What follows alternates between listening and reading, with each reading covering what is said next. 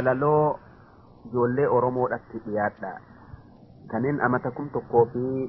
964 tolche. Ijoollee Oromoodha isin yaamanna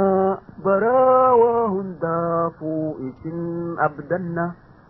Isin guddisuudha lubbuu kennina nu wajjin jiraadha bareedan isin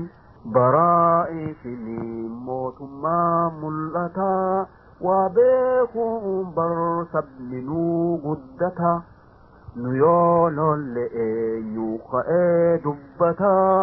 mataa biyya teenya numaan ol qaban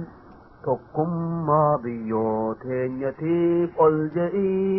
xilootan lol'uu bakka hundaa ka'i dargoo biyya ormaa dafii sosso'ii baraa biyya fiitii akkaan hojjatan tolaan orma keenya walii galchinaa xiloota nu keessaa dirqiin darbina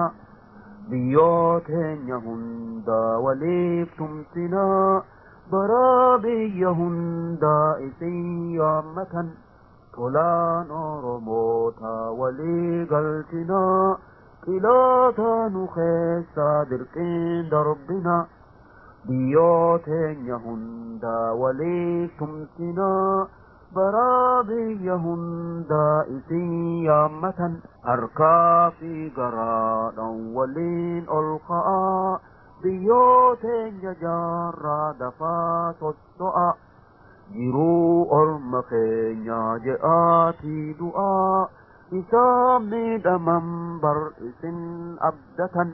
harkaa fi garaadhaan waliin ol ka'aa biyyoo teenya jaarraa dafaa sosso'a.